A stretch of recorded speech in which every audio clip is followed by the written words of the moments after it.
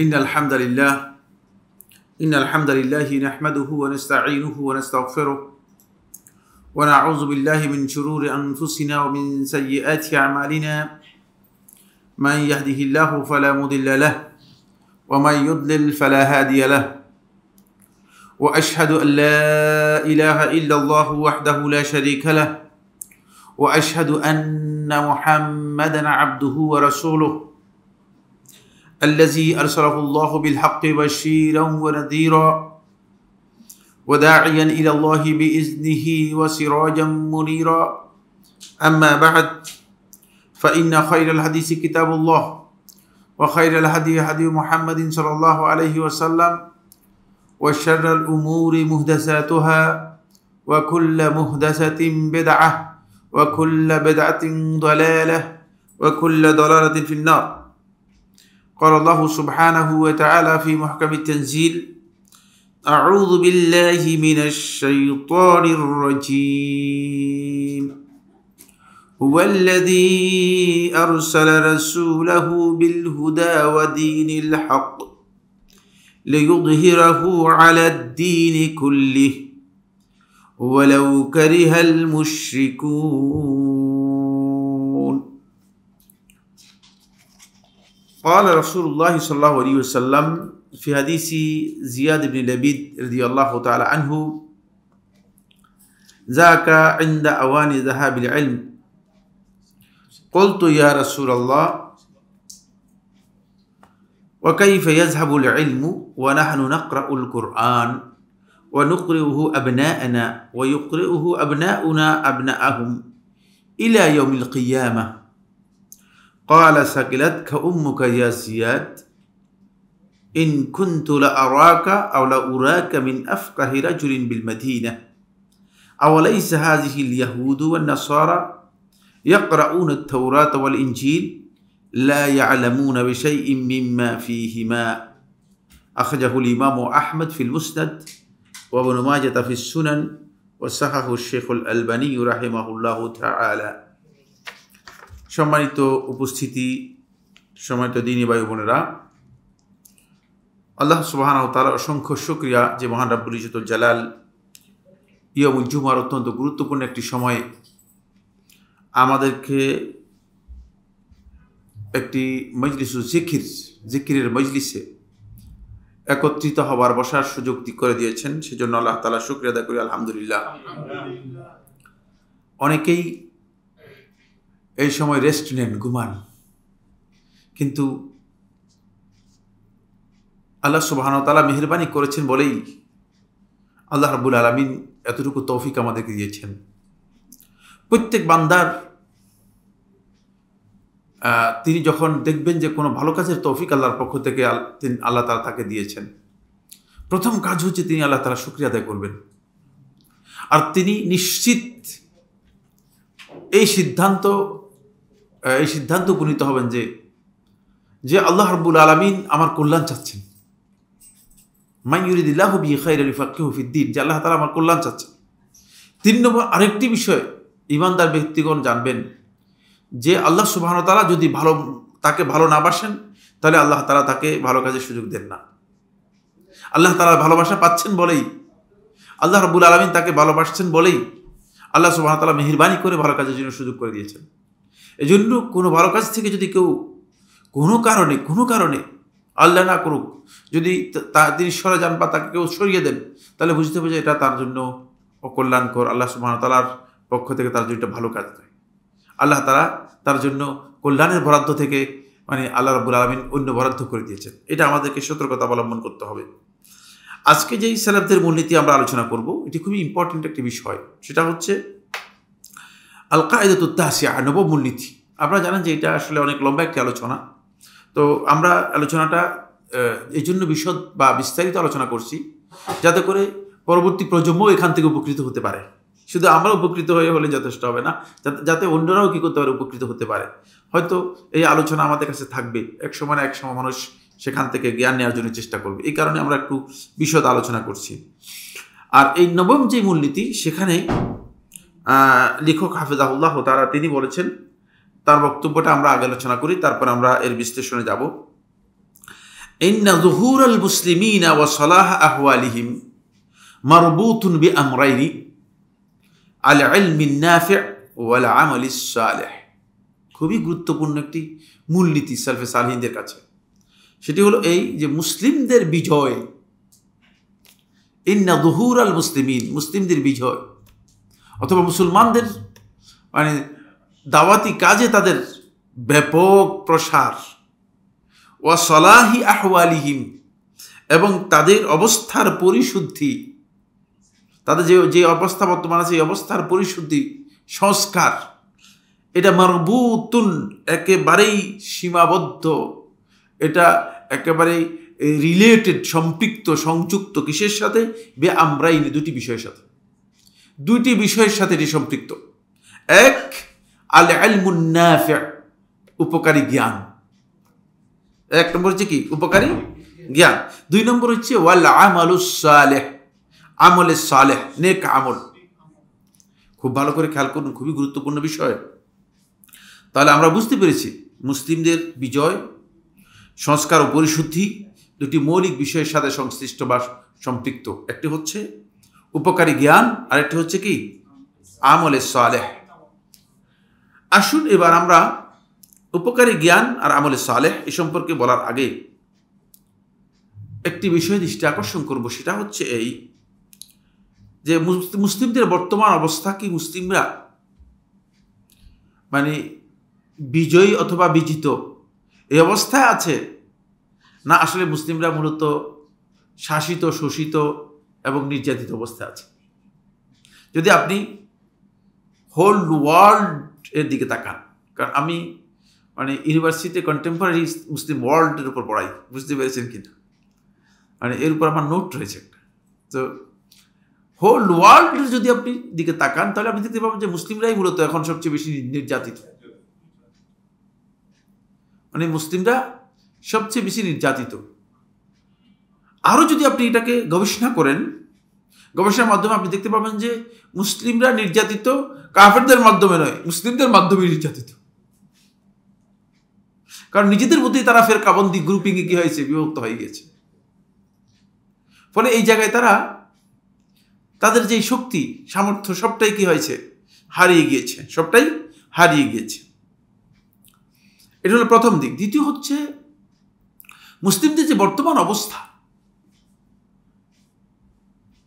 রাজনৈতিক দিক থেকে তারা বিধ্বস্ত, সামাজিক দিক থেকে সামাজিকভাবে তাদের অবস্থা খুবই মানে নিগৃহীত।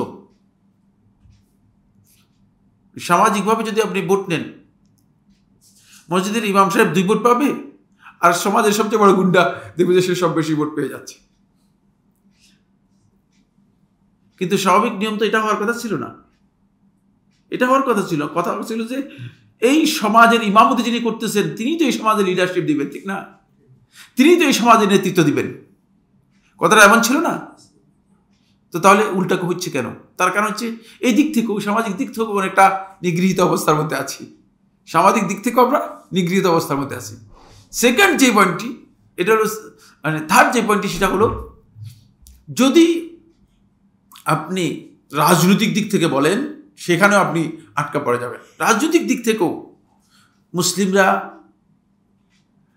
এত বহুধা বিভক্ত যে মানে কোনোভাবেই মানে কেউ তাদের রাজনীতিতে স্বয়ং সম্পূর্ণই নয়। কি রাজনীতি করবে আর? বুঝতে পেরেছেন? অন্যের রাজনীতিকে এজেন্ডা পালন করছি আমরা যারা মুসলিম আছি তারা। ফলে এই দিকগুলোতে মুসলিমদের যে অবস্থা, মানে একটা অবস্থা আলোচনা করছি, কারণ আমি আপনাদের মতো এত রাজনীতিবিদ না, আমার ওই সমস্ত জ্ঞান নেই। আমি রাজনীতি করিও না, রাজনীতির জ্ঞানও নেই, বুঝতে পেরেছেন? আমি সেদিকে যাচ্ছিও না, যাবো না। কিন্তু মানে একটা জাস্ট অবস্থা বলার জন্য, এই যে অবস্থা, এই অবস্থার সংশোধন, এর সংস্কার প্রত্যেকে চায়, কিন্তু চায় না যে এরকম কেউ নেই।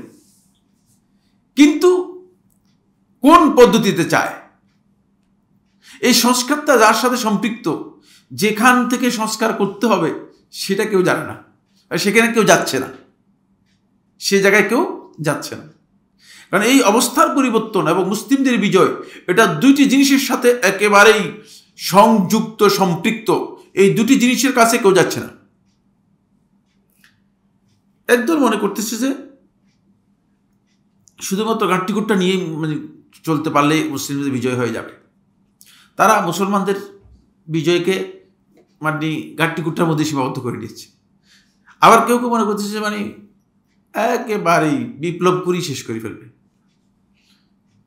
একবারে সব পরিবর্তন করে দিবে। বিভিন্ন জন বিভিন্ন ধারায় চিন্তা করেছে, কিন্তু সালফে সালেহীন এভাবে চিন্তা করেননি, এভাবে চিন্তা করেননি। কারণ সলফদের এই মানহাজটা নেওয়া হয়েছে সরাসরি নবী সাল্লাল্লাহু আলাইহি ওয়াসাল্লামের মানহাজ থেকে। খুব ভালো করে খেয়াল করেন, নবী সাল্লাল্লাহু আলাইহি ওয়াসাল্লামের জীবনে, আপনাদের বুঝতে হবে খুবই গুরুত্বপূর্ণ বিষয়, নবী সাল্লাল্লাহু আলাইহি ওয়াসাল্লামের জীবনে দুটি মহা বিজয় লাভ হয়েছে। দুটি কি মহা বিজয় লাভ হয়েছে? যে দুটি বিজয় মূলত নবী সাল্লাল্লাহু আলাইহি ওয়াসাল্লামকে গোটা বিশ্বের কাছে, বিশ্ব লিডারশিপের কাছে, বিশ্ব নেতৃত্বের কাছে রাসূলুল্লাহ সাল্লাল্লাহু আলাইহি ওয়াসাল্লামকে সর্বোচ্চ মান দিয়েছে। একটি হচ্ছে নবী সাল্লাল্লাহু আলাইহি ওয়াসাল্লামের মদিনা আল মুজতামাউল ইসলামী, মদিনার ইসলামী রাষ্ট্র গঠন। নবী সাল্লাল্লাহু আলাইহি ওয়াসাল্লাম কি যুদ্ধ করে গঠন করেছেন জানেন কিনা আপনারা? বিপ্লব করেছিলেন, সেখানে মিছিল করেছিলেন। তাহলে কেন আমাদের যে সমস্ত বন্ধুগণ আছেন তারা এটাকে চিন্তা করেন না? এখান থেকে শিক্ষা নেওয়ার বিষয় আছে, অবশ্যই পদ্ধতি জানতে হবে। সেখানে কিন্তু বিপ্লব নবী সাল্লাল্লাহু আলাইহি ওয়াসাল্লাম লোকদের সাথে যুদ্ধ করে নেই, কারোর সাথে যুদ্ধ হয়নি নবী সাল্লাল্লাহু আলাইহি ওয়াসাল্লাম। এটা ইসলামের সবচেয়ে বড় বিজয় ছিল। যদি নবী সাল্লাল্লাহু আলাইহি ওয়াসাল্লাম মদিনায়, এটা যদি দিয়ে বলছি, যদি দিয়ে বলা জায়েজ নেই, নবী সাল্লাল্লাহু আলাইহি ওয়াসাল্লাম মদিনায় ইসলামী রাষ্ট্র প্রতিষ্ঠা না করতেন, তাহলে পরবর্তী বিষয়গুলো সহজ ছিল না, সহজ ছিল না। ইসলামের সবচেয়ে বড় বিজয়টাকে ধরা হয়েছে। ফলে ওমর ইবনে খাত্তাব রাদিয়াল্লাহু তাআলা আনহুর কাছে যখন সাহাবায়ে কেরাম ইসলামের ক্যালেন্ডারের কথা প্রস্তাব দিলেন, তখন ওমর ইবনে খাত্তাব রাদিয়াল্লাহু তাআলা সাহাবায়ে কেরামদের প্রস্তাব গ্রহণ করে সবাই প্রস্তাবকে নাকচ করে দিয়ে ওমর রাদিয়াল্লাহু তাআলা আনহু এই কথা বললেন যে একটাই প্রস্তাব, সেটা হচ্ছে নবী সাল্লাল্লাহু আলাইহি ওয়াসাল্লামের হিজরত থেকে ইসলামের ক্যালেন্ডার হবে। কারণ হিজরতেই মূলত ইসলামের প্রকৃত পরিচয় মানুষের কাছে করে দিয়েছে। ইসলামের প্রকৃত পরিচয় মানুষের কাছে হিজরতের মাধ্যমে হয়ে গেছে। তাই হিজরত থেকে নবী সাল্লাল্লাহু আলাইহি ইসলামের ক্যালেন্ডার নির্ধারণ করা হয়েছে। অথচ এর চেয়ে বেশি গুরুত্বপূর্ণ বিষয় কি ছিল? নবী সাল্লাল্লাহু আলাইহি ওয়াসাল্লাম বিআসাত, যেখান থেকে নবী সাল্লাল্লাহু আলাইহি ওয়াসাল্লাম নবুয়ত পেয়েছেন, কিন্তু সেটাকে ওমর ইবনে খাত্তাব রাদিয়াল্লাহু আনহু নেন নাই। এই জন্য, কারণ ইসলামকে এস্টাবলিশ করার জন্য হিজরতের ভূমিকা ছিল সবচেয়ে বেশি, সবচেয়ে গুরুত্বপূর্ণ বিষয় ছিল। আর নবী সাল্লাল্লাহু আলাইহি ওয়াসাল্লামের জীবনে এটা হচ্ছে সবচেয়ে বড় বিজয়। কারণ নবী সাল্লাল্লাহু আলাইহি ওয়াসাল্লাম বাড়িঘর ছেড়ে দিয়ে পালিয়ে আসতেছিলেন। পালিয়ে গিয়ে আপনি কোথাও গেলে তা আপনি তো সেখানে পালিয়ে থাকবেন, ঠিক না? কিন্তু পালিয়ে গিয়ে আপনি সেখানকার সর্বোচ্চ ক্ষমতা পাবেন, এটাই বিজয়। এর চেয়ে বড় বিজয় আসে কিনা? প্রশ্নই আসে না। যিনি পালিয়ে আসতেছেন মক্কা থেকে, যার মাথা শুধুমাত্র মাথার দাম ঘোষণা করে দেওয়া হয়েছে 100 উট, যে মাথাটা নিয়ে আসবে 100 উট পেয়ে যাবে। লোকেরা চতুর্দিকে দৌড়াদৌড়ি করতেছে 100 উটের জন্য। মুহাম্মদ সাল্লাল্লাহু আলাইহি ওয়াসাল্লামের মাথাটা নিয়ে আসবে আর 100 উট। 100 উট তো তখন অনেক দাম, তখন না, এখন অনেক দাম, এখন অনেক দাম। জি, সুতরাং তারা দৌড়াদৌড়ি করতেছিল 100 উটের জন্য। 100 উট কোথায়, কিভাবে পাওয়া যায়? কারণ এত বড় প্রতিযোগিতা, অনেক বড় প্রতিযোগিতা, পুরস্কার, বিশাল পুরস্কার। যার মাথা 100 উট জন্য মানুষ এদিক দিয়ে দৌড়াদৌড়ি করতেছে, আর তিনি পালিয়ে কি করতেছেন? মক্কা থেকে চলে যাচ্ছেন মদিনার দিকে।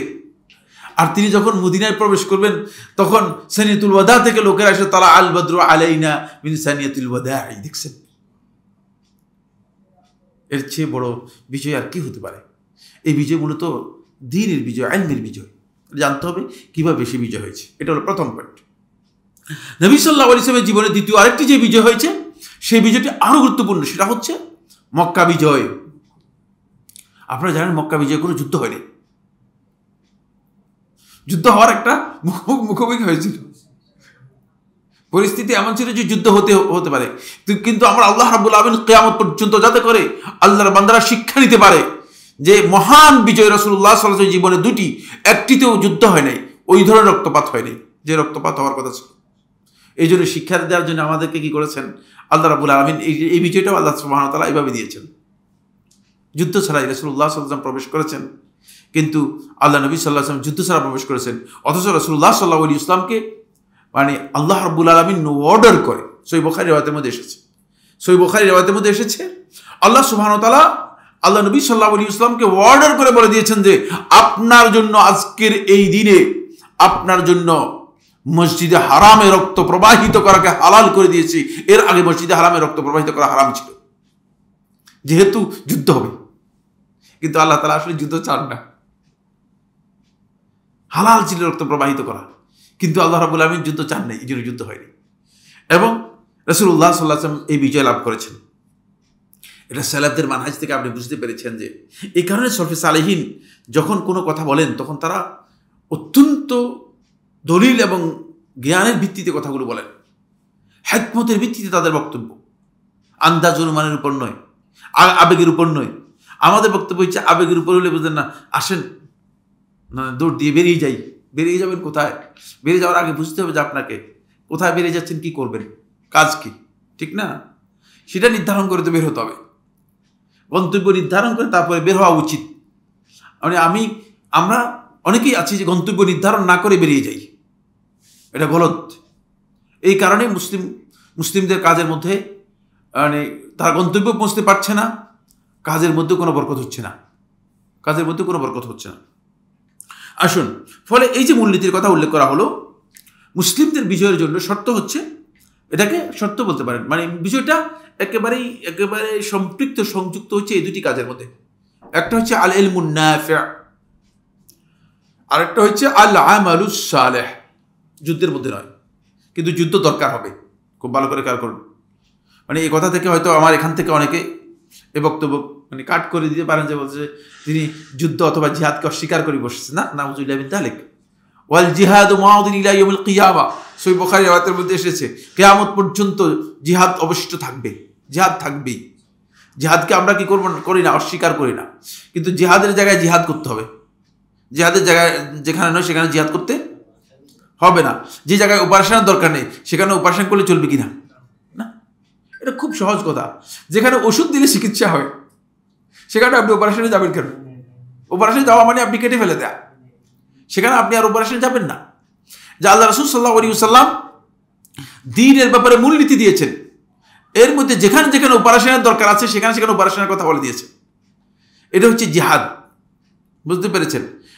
এখানে আমাদের খেয়াল রাখতে হবে যে কোথায় আমাদের জন্য কি প্রয়োজন সেটা নির্ধারণ করবে ইসলাম, সেটা আমার ব্যক্তিগত নির্ধারণ অনুযায়ী চলবে না। এবার আসুন আমরা দলিলের দিকে যাই। দলিলের দিকে গিয়ে প্রথমে দলিলগুলো আলোচনা করি। এক নম্বর দলিল হচ্ছে সূরা আত-তাওবা 33 নম্বর আয়াত। এই যে মূলনীতি, এই মূলনীতির জন্য সূরা আত-তাওবা 33 নম্বর আয়াত, হুয়াল্লাযী আরসালা রাসূলাহু বিল হুদা, হুয়াল্লাযী তিনি সেই সত্তা যিনি তার রাসূলকে প্রেরণ করেছেন বিল হুদা, হেদায়েত দিয়ে। হেদায়েত বলতে এখানে জুমহুর আহলুত তাফসীর হেদায়েতের অর্থ করেছেন দ্বীনের ইলমকে। ইলম ছাড়া হেদায়েত নেই, আছে নাকি? হেদায়েত ইলমের মধ্যে মূলত। এই জন্য হুদাকে রাসূলুল্লাহ সাল্লাল্লাহু আলাইহি ওয়াসাল্লাম নিজেও কি করেছেন? হুদার অর্থ করেছেন, সামনে আসতেছে। এখানে হুদা বলতে মূলত ইলমকে বোঝানো হয়েছে, কারণ এরপরে বলেছেন ওয়া দীনিল হক, এবং দ্বীনে হক দিয়ে পাঠিয়েছেন। তো দ্বীনে হক আর হুদা দুইটাকে যদি একই অর্থ করেন চলবে কিনা? চলবে না, তাহলে দুইটার অর্থ আলাদা হয়ে গিয়েছে। এই জন্য হয়তো দ্বীনে হকের একটা অর্থ করবেন আর হুদার আরেকটা অর্থ করবেন। হুদায়ের অর্থ হচ্ছে এখানে ইলম, মানে যেই ইলমের মাধ্যমে মানুষগুলোকে রাসূলুল্লাহ সাল্লাল্লাহু আলাইহি ওয়াসাল্লাম হেদায়েত দিয়েছেন। আর দ্বীনে হক হচ্ছে ইসলাম। ইসলামকে আল্লাহ সুবহানাহু ওয়া তাআলা দ্বীনুল হক বলেছেন।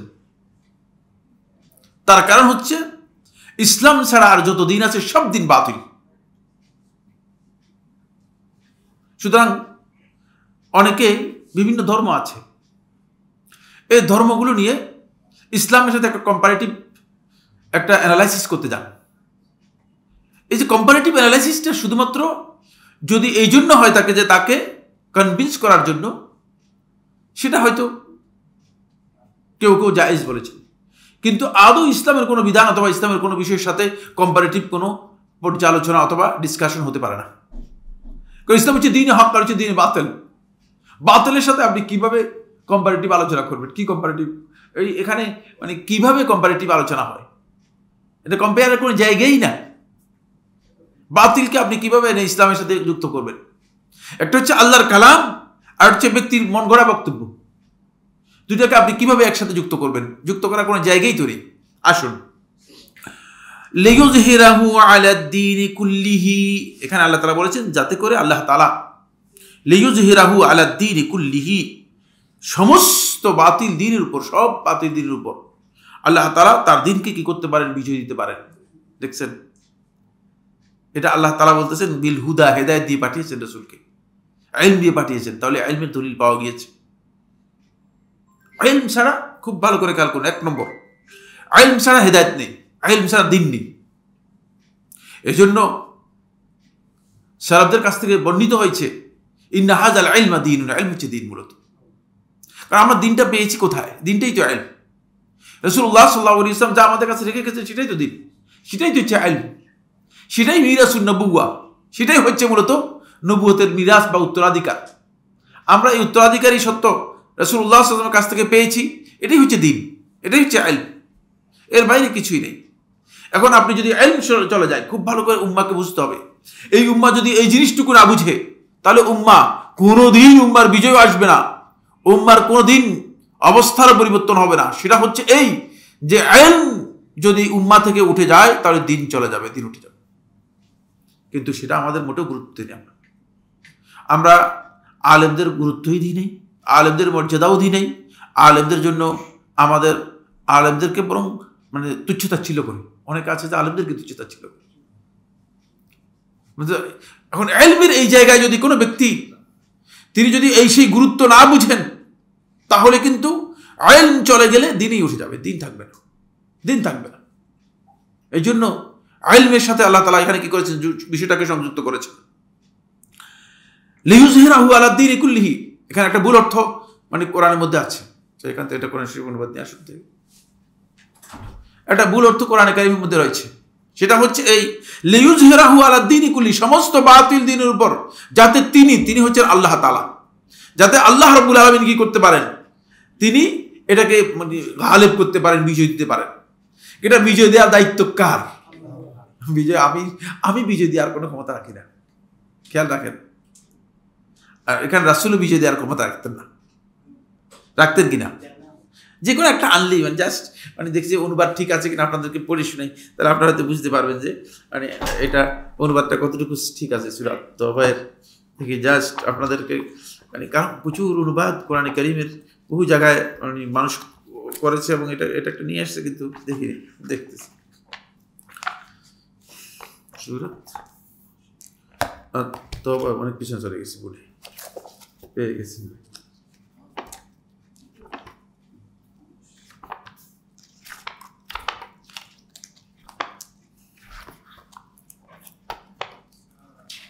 তো 12 কাগজ দিয়ে করছে, দেখা যাচ্ছে 33 নম্বর আয়াত, না সূরা তওবার 33 নম্বর আয়াত।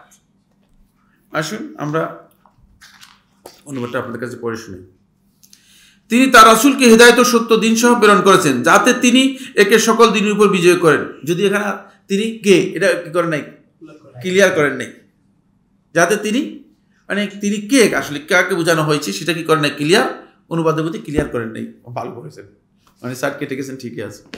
আসলে এখানে মূলত লিইয়ুযহিরাহু আলাদ-দীনি কুল্লিহি, যাতে সমস্ত বাতিল দ্বীনের উপর দ্বীন হককে বিজয় দিতে পারেন। কে দিতে পারেন? আল্লাহ। এটা অনেকে মনে করছেন যে মানে রাসূল সাল্লাল্লাহু আলাইহি ওয়াসাল্লামকে প্রেরণ করা হয়েছে এই কাজের জন্য। এজন্য অনেকের বক্তব্য এখানে ভুল আছে। এই বক্তব্য অনেকে কোরআনী আয়াত পড়েন, বক্তব্য দেন যে রাসূল আসছেনই মূলত সমস্ত বাতিল দ্বীনের উপর দ্বীনের বিজয় দেওয়ার জন্য। রাসূল সাল্লাল্লাহু আলাইহি ওয়াসাল্লামের দায়িত্ব নয়, এটা আল্লাহর দায়িত্ব। খেয়াল রাখেন, এটা কিন্তু আয়াতের মধ্যে গলত অর্থ রয়েছে। রাসূলের দায়িত্ব নয়, রাসূলকে আল্লাহ রাব্বুল আলামিন দায়িত্ব দিয়েছেন। সেটা কি? এটা আল্লাহ তাআলাকে ক্লিয়ার করে দিয়েছেন কোরআনের মধ্যে, ক্লিয়ার বক্তব্য কোরআনের মধ্যে। খবরদার এটা খেয়াল রাখবেন, এই বিষয়গুলোর মধ্যে মিসগাইডেড বক্তব্য রয়েছে। আমাদের সমাজে মার্কেটের মানে এমন বক্তব্য পাওয়া যায় যে বক্তব্যগুলো দিয়ে মানুষ মানে ভুল বুঝ কি করতেছে, আমাদের কাছে গ্রহণ করতেছে। লিইয়ুযহিরাহু আলাদ-দীনি কুল্লিহি ওয়ালাউ কারিহাল মুশরিকুন। যদিও মুশরিকরা পছন্দ করে, কারণ মুশরিক কোনোদিন চাইবে না যে ইসলামের বিজয় হোক। সুতরাং যদি কোনোদিন মুশরিক মনে করে যে ইসলামের বিজয় হোক, যেমন হিন্দু ঠাকুররা যদি মনে করে যে মুসলিমরা কি হোক, মুসলিমরা মানে ঠিকঠাক মতো থাকুক, তাহলে বুঝতে হবে যে এটা ইসলাম না আসলে। কারণ তারা মনে করে যে তাদের সাথে একটা মানে কিছু না কিছু জায়গায় তাদের সাথে একটা ঐক্য আছে। বলছে যে হ্যাঁ, সুফিবাদী ইসলামের সাথে আমরা একেবারে 100% আমরা কি আছি, আমাদের মিল আছে এবং আমাদের তাদের সাথে মিল রয়েছে, তাদের সাথে ঐক্য রয়েছে। কারণ হচ্ছে সুফিবাদী যে বক্তব্য দেয়, সুফি দর্শনে যে বক্তব্য দেয়, ঠিক একই বক্তব্য মানে হিন্দুইজমের মধ্যে তাদের যে দর্শন রয়েছে সে একই বক্তব্য।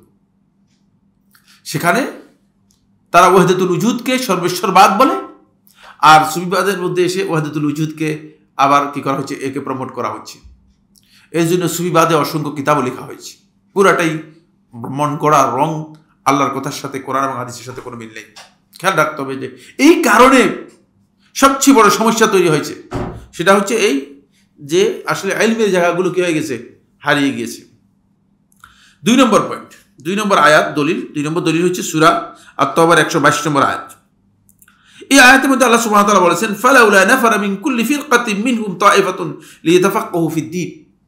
আল্লাহ রাব্বুল আলামিন বলেছেন, কেন তাদের মধ্য থেকে একদল লোক বেরিয়ে যায় না, যারা লিয়াতাফাক্কাহু ফিদ-দ্বীন, দ্বীনের গভীর জ্ঞান অর্জন করার জন্য। কারণ এরা যদি না থাকে তাহলে দ্বীন থাকবে না। একদল লোককে অবশ্যই দ্বীনের জন্য কি করতে হবে, দ্বীনের জ্ঞান অর্জন করার জন্য চেষ্টা করতে হবে, বের হতে হবে। সবাই যদিও গভীর জ্ঞান অর্জন করতে না পারে, কিন্তু একদলকে অবশ্যই দ্বীনের প্রকৃত সমস্ত বিষয় সম্পর্কে জ্ঞান অর্জন করার জন্য চেষ্টা করতে হবে। এই জন্য উলামায়ে কেরাম বলেছেন, যদি তাফাক্কুহ ফিদ-দ্বীনের জন্য একদল লোক যদি বের না হয়, তাহলে সেই সমাজের মুসলিমরা সবাই গুনাহগার হবে, সবাই গুনাহগার হবে। কারণ দ্বীন তো আস্তে আস্তে উঠে যাবে। এখানে তো দ্বীনের, আপনি মনে করেন এই অঞ্চলের মধ্যে একজন আলেমও নাই যিনি আপনাকে ফতোয়া দিবে, তাহলে কিভাবে আপনি দ্বীন পালন করবেন? অবশ্যই সেই মানে একদল লোক অন্তত থাকতে হবে যারা প্রকৃত এলম অর্জন করবে। তাই এলমের অর্জন, এলমের বিষয়টি অত্যন্ত গুরুত্বপূর্ণ। এই দুটি আয়াত থেকে এটা বোঝা যায়। পরের হাদিসটি, এটা দলিল সহিহ বুখারী হাদিস নম্বর 79, সহিহ মুসলিম হাদিস নম্বর 2282 নম্বর। আবু মুসা আশআরী রাদিয়াল্লাহু বর্ণনা করে তিনি বলেন, রাসূলুল্লাহ সাল্লাল্লাহু আলাইহি ওয়াসাল্লাম ইরশাদ করেছেন, মাসালু মা বা'আসানি আল্লাহু বিহি মিনাল হুদা ওয়াল ইলম। আল্লাহ রাব্বুল আলামিন আমাকে যেই হিদায়াত এবং ইলম দিয়ে প্রেরণ করেছেন তার উদাহরণ হচ্ছে, রাসূল সাল্লাল্লাহু আলাইহি ওয়াসাল্লাম বলছেন, মানে যেই ইলম দিয়ে, যেই হিদায়াত দিয়ে আল্লাহ তাআলা হুদা দিয়ে আমাকে প্রেরণ করেছেন তার উদাহরণ হচ্ছে এটি। একটা উদাহরণ দিচ্ছেন আল্লাহ নবী সাল্লাল্লাহু আলাইহি ওয়াসাল্লাম। দেখেন রাসূলুল্লাহ সাল্লাল্লাহু আলাইহি ওয়াসাল্লাম বোঝানোর জন্য মানে উদাহরণ দিয়ে আমাদেরকে বোঝানোর চেষ্টা করতেছেন। কেন? এই জন্য যাতে করে আমরা জিনিসটা সহজভাবে বুঝতে পারি। কামাসালিল গাইসিল কাসির, আল গাইসিল কাসির হচ্ছে প্রবল বৃষ্টি, প্রচুর বৃষ্টি, মানে প্রচুর বৃষ্টির মতো ব্যাপক যে বৃষ্টি হয় তাকে অনেক বেশি বৃষ্টি হয়। এই বৃষ্টির উদাহরণ হচ্ছে রাসূলুল্লাহ সাল্লাল্লাহু আলাইহি ওয়াসাল্লামকে আল্লাহ সুবহানাহু ওয়া তাআলা যে জ্ঞান দিয়েছেন সেই জ্ঞান। বুঝতে পেরেছেন? এটি সূরাতুল কাউসারের মধ্যে ওই কথা বলা হয়েছে, ইন্না আ'তাইনাকাল কাউসার, আমি আপনাকে দিয়েছি আ'তাইনাকা আল কাউসার। কাউসার হচ্ছে মানে এমন বিষয় যেটা অধিকতর, অনেক অধিক, অনেক বেশি। কাউসারের তাফসীরের মধ্যে আহলুল ইলম অনেক বক্তব্য বলেছেন, তার মধ্যে একটি অর্থ হচ্ছে আল ইলমুল কাসীর, ব্যাপক জ্ঞান দিয়েছেন, যে জ্ঞানের কারণে মানে দ্বীনের মৌলিক বিষয়গুলো আল্লাহ রাসূল সাল্লাল্লাহু আলাইহি ওয়াসাল্লাম আমাদের কাছে কি করেছেন, পৌঁছে দিয়েছেন। আসওয়াবা আরদান, যেটা একটা ভূমিতে কি হয়েছে, বৃষ্টিটা হয়েছে। এখন একটা ভূমিতে, একটা জমিতে বৃষ্টি হলে, যেমন প্রবল বর্ষণ যদি হয়, ফাকানাত মিনহা নাকিয়াতুন। এখন রাসূলুল্লাহ সাল্লাল্লাহু আলাইহি ওয়াসাল্লাম জমিনের ধরন বলতেছেন। আমরা জমিনের ধরন সম্পর্কে আমরা জানি, মাটি কিন্তু এক প্রকারের না, মাটি কি বিভিন্ন প্রকারের। মাটির ধরনের উপর এখানে আল্লাহ রাসূল সাল্লাল্লাহু আলাইহি ওয়াসাল্লাম ভূগোলের বিষয়ে কি করেছেন, এই হাদিসের মধ্যে স্পষ্ট করেছেন। মাটির ধরনটা কি হবে, ভূগোল এবং বিজ্ঞানের সাথে জড়িত বিষয়। রাসূলুল্লাহ সাল্লাল্লাহু আলাইহি ওয়াসাল্লাম বলছে, ফাকানা মিনহা নাকিয়াতুন কাবিলাতিল মা, এর মধ্যে একেবারেই খাঁটি মাটি, ভালো মাটি, মানে যেগুলোর মধ্যে ওয়াল উশবাল কাসীর, তাহলে ওই বৃষ্টির কারণে দেখা গেল যে আমবাতাতিল কালা, বিভিন্ন ঘাস এবং সবুজ শ্যামল উদ্ভিদগুলো কি হলো, সবগুলো বেরিয়ে আসলো। ওয়াল উশবাল কাসীর, আল উশবুল কাসীর, উশব হচ্ছে ঘাস দু ধরনের। কালা বলা হয় তাকে যে ঘাসগুলো বড় হয় না, ছোট ছোট হয়। আর উশব বলা হয় তাকে ওই ঘাসগুলোকে যে ঘাসগুলো লম্বা লম্বা হয়, অনেক বড় হয়। বুঝতে পেরেছেন আরবি ভাষায়? মানে এগুলো জমিনটাকে এত উর্বর করেছে যে মানে ছোট বড় সকল প্রকারের ঘাস কি হয়ে গেছে, সকল প্রকারের উদ্ভিদ সেখানে গজিয়েছে। এটা হলো প্রথম গ্রুপ, মাটির প্রথম গ্রুপ। মাটি দিয়ে রাসূলুল্লাহ সাল্লাল্লাহু আলাইহি ওয়াসাল্লাম উদাহরণ দিয়ে বুঝাচ্ছেন মানুষের গ্রুপকে, মানুষের দল। এই মানুষের মধ্যে এক দল আছে যেগুলো মাটির মতো, মানে পানিটাকে গ্রহণ করতে পারবে, সামনে আসে। ওয়া কানাত মিনহা আজাদিব, আর ওই জমিন থেকে একটা অংশ আছে, একটা পার্ট আছে জমিনের যেটা আজাদিব, যেটা একেবারেই হার্ড, শক্ত। আজাদিব বলা হয় তাকে। এঁটেল মাটি শক্ত হয়ে গেলে যেমন মানে সেটাতে পানি পড়লে আর পানি কি হয় না, পানি ভিতরে প্রবেশ করে না, পানি ধরে রাখে শুধু, অনেকটা পাথরের মতো হয়ে যায়। মাটি পানিকে কি করে, চুষতে পারে না, অথবা পানিকে ধারণ করতে পারে না, পানিটাকে শুধু ধরে রাখতে পারে। মিনহা আজাদিব আমসাকাতিল মা, পানি ধরে রেখেছে, সে পানি কি করতে পারে না, নিজে ভিতরে নিতে পারে নাই, পানিটা ভিতরে নিতে পারে নাই, নিজে পানি কিন্তু চুষে নিতে পারে নাই, পানিটা ধরে রেখেছে। কি করলে তারপরে আমসাকাতিল মা, যদি পানি থাকে ফানাফা আল্লাহু বিহান নাস, আল্লাহ তাআলা এর মাধ্যমে মানুষের উপকার করেছেন। কারণ পানি যদি আপনার পুকুরগুলোতে যদি পানি ধরে না রাখতে পারতো, তাহলে কিন্তু মানে পানি সব নিচে দিকে অনেক জায়গায় আছে। যেমন আমাদের এক ভাই এখানে আছেন, তার সেখানে অনেক বিশাল জায়গা রয়েছে, অনেক বিশাল পুকুর রয়েছে, মানে বৃষ্টি হয় 2 দিন পরে আর পানি নেই, পানি সব কোথায় নিচের দিকে চলে গেছে। বুঝতে পেরেছে? পুকুরের মধ্যে পানি নেই, পানি পাওয়া যাচ্ছে না, পানি থাকে না। কারণ মাটি এমন যে অনেক বেশি বেলে মাটি হওয়ার কারণে পানিগুলো কি করছে, চুষে নিচের দিকে ফেলে দিয়েছে, সবগুলো নিচের দিকে নিয়ে গেছে। ফানাফা আল্লাহু বিহান নাস, আল্লাহ তাআলা এর মাধ্যমে মানুষের উপকার করেছেন। ফাশরিবু, মানুষ পানি পান করেছে। ওয়াসাকাউ, অন্যদেরকে পান করিয়েছে। ওয়াজারাউ, এবং চাষাবাদ করেছে। দেখেন কয়টা ফায়দা হলো, পানিটা ধরে রাখার কারণে লাভ হয়েছে না? আর যে পানিটা কি করেছে, পানিটা নিজে চুষে নিয়ে খেয়েছে, সে মানে এর জন্য ফল দিয়ে দিয়েছে, তার বেশি লাভ হয়েছে। কিন্তু এর পুরো লাভ হয় না, কারণ এর থেকে মানুষ ফল পাবে না, এর থেকে মানুষ গাছগাছালি পাবে না, এর থেকে মানুষ কোনো উৎপাদন পাবে না, এর থেকে কোনো প্রোডাকশন হবে না। কিন্তু পানি জমা করার কারণে এই পানি থেকে মানুষ কি হবে, উপকৃত হবে, পানি পান করতে পারবে, পানি এখান থেকে কি করতে পারবে, পানিকে অন্যকে পান করাতে পারবে, অথবা পানি দিয়ে চাষাবাদ করতে পারবে।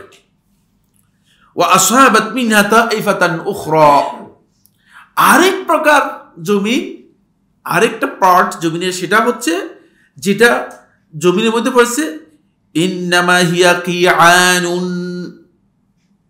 এটা হচ্ছে কিআন, এটা হলো অনেকটা মানে এমন জমি যেটা বালি মাটি, পানিগুলোকে ধরতে পারে না, চুষে নিচের দিকে নিয়ে যায়।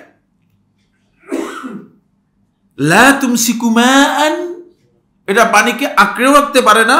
ওয়ালা তুমবিতু কালাআন, আর কোনো কিছু উৎপাদনও করতে পারে না।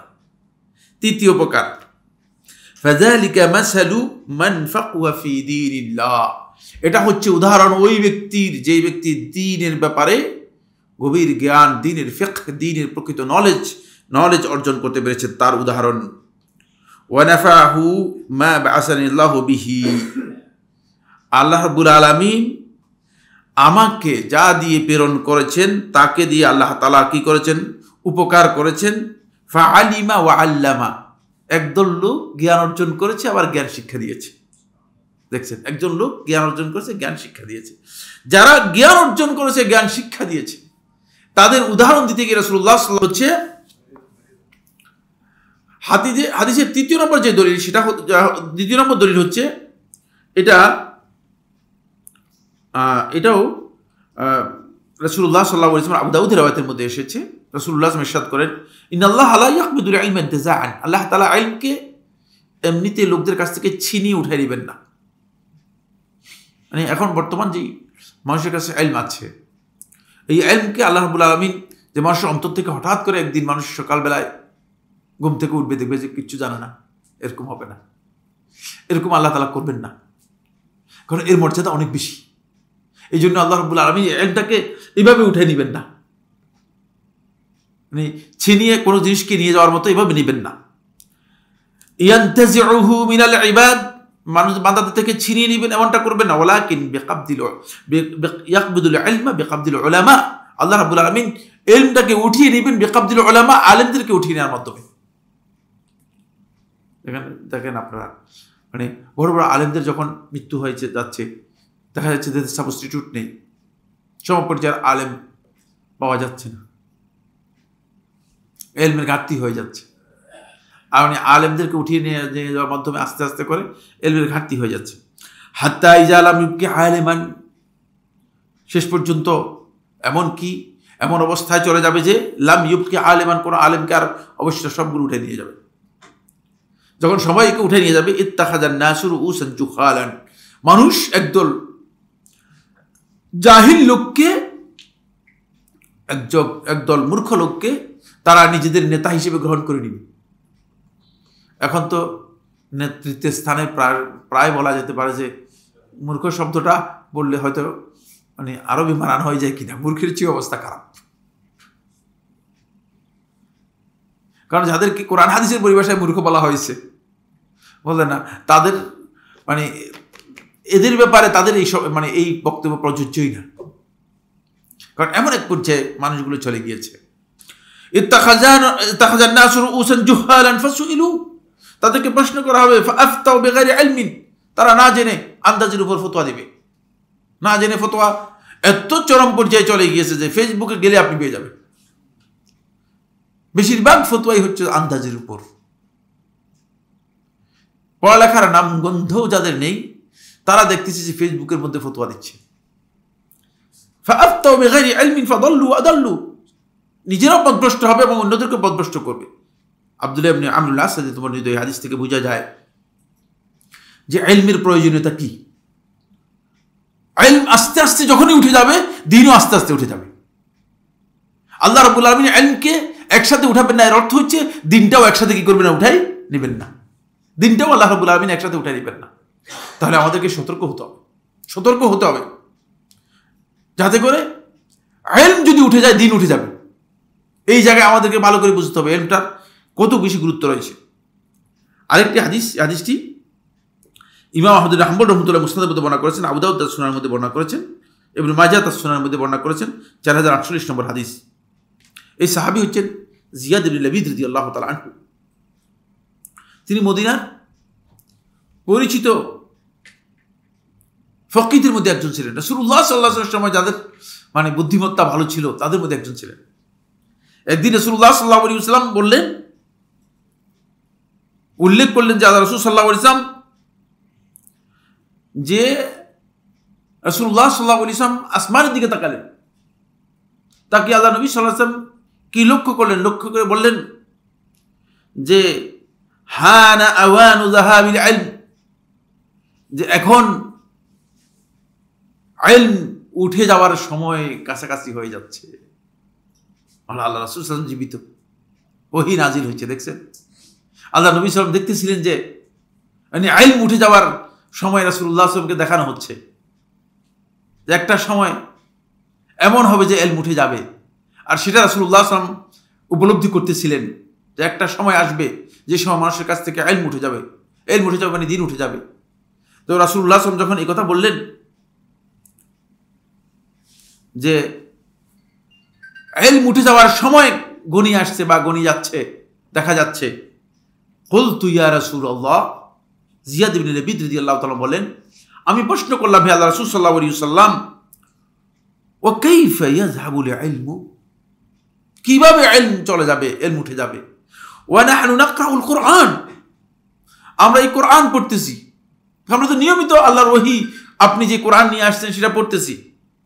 ওয়া নুকরিউহু আবনাআনা, আর আমরা আমাদের সন্তানদেরকে সেই কিতাব পড়াচ্ছি, শিক্ষা দিচ্ছি। তো উঠে যাবে কিভাবে? উঠে যাওয়ার শুরু তো দেখতেছি না। এরপর বলতেছেন ওয়া ইউকরিউহু আবনাউনা আবনাআহুম, আর আমাদের সন্তানরা তাদের সন্তানদেরকে শিক্ষা দিবে, শিখাবে। সুতরাং উঠে যাওয়ার সময় কিভাবে হলো, কিভাবে সম্ভব উঠে যাবে? মানে এই সাহাবী চিন্তা করতেছিলেন, খুব ভালো করে খেয়াল করুন, যে এটা তো অসম্ভব যে ইলম উঠে যাবে।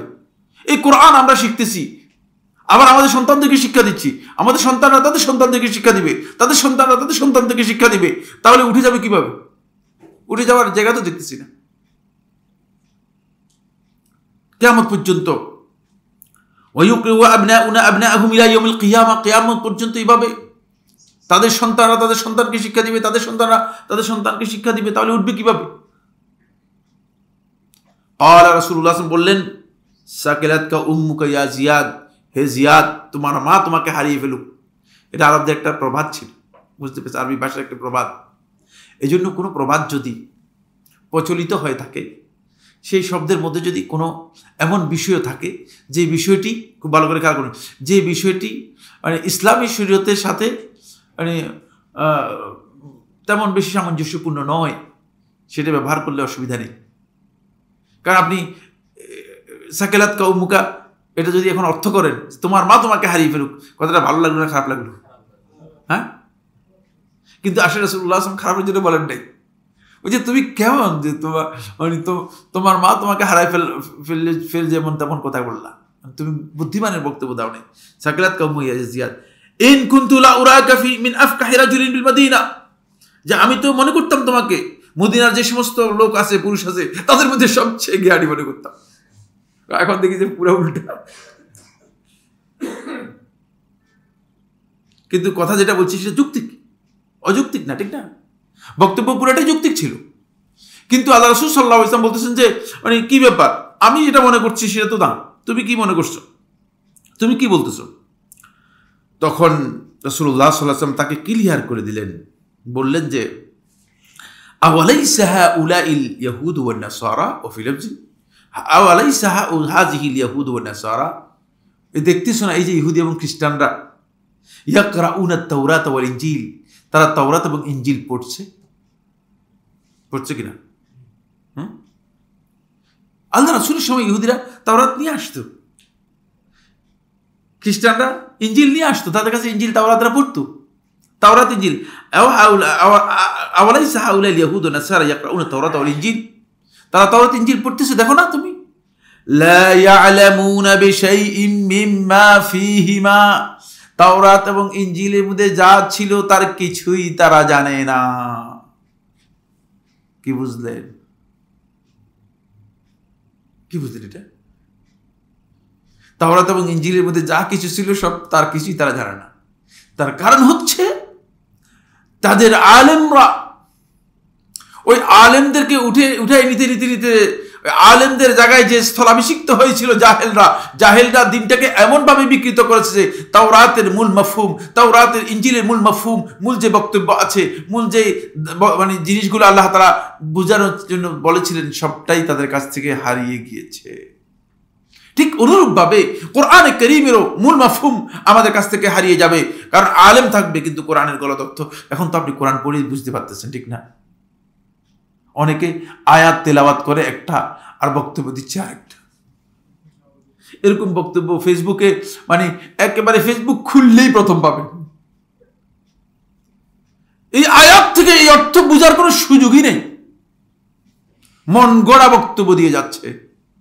এইভাবে মন গড়া বক্তব্য দিতে দিতে এমন এক পর্যায়ে চলে আসবে যে একজন লোক অবশ্য থাকবে না যে আল্লাহ তাআলা কোরআনকে যে অর্থে নাজিল করেছেন, কোরআন দিয়ে আল্লাহ রাব্বুল আলামিন যা বুঝিয়েছেন সেটা বুঝবে। কোরআন এভাবে থাকবে কিন্তু কোরআন বুঝবে না। এখন তো তাই হচ্ছে। কারণ আপনি দেখেন, শিয়ারা কোরআনের অর্থ করেছে, কোরআন তাফসীর করেছে, কাদিয়ানা কোরআন অর্থ করেছে, কোরআনের তাফসীর করেছে, বাতিনিরা কোরআন অর্থ করেছে, কোরআনের তাফসীর করেছে, তারপরে সুফিরা কোরআন অর্থ করেছে, কোরআনের তাফসীর করেছে। একটার সাথে আরেকটার সামান্যতম মিল নেই। তাহলে কি তাদের কাছে আসলে আল্লাহ তাআলা যে উদ্দেশ্যে যে কোরআন নাযিল করেছে সেটা আছে কিনা? নেই। কারণ আলেম তাদের কাছ থেকে আলেম নাই হয়ে গেছে।